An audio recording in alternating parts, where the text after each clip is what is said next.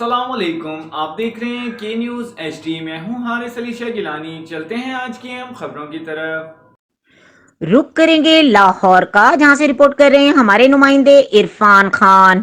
شوکت خانم کے نزدیک جوہر ٹاؤن میں بلو ارڈ روڈ پر اچانک شگاف پڑ گیا۔ روڈ میں تقریباً 12 فٹ گہرا شگاف پڑنے سے گاڑی اندر جا گری۔ گاڑی کے اندر 3 افراد سوار تھے، تینوں کو ریسکیو کر لیا گیا۔ تینوں افراد، جن میں ایک خاتون، ایک بچہ اور ایک مرد شامل ہے، کو ابتدائی طبی امداد کے لیے سروسز ہسپتال منتقل کر دیا گیا۔ شگاف کے باعث شوکت خانم روڈ کو ایک طرف سے ہر طرح کی ٹریفک کے لیے بند کر دیا گیا ہے۔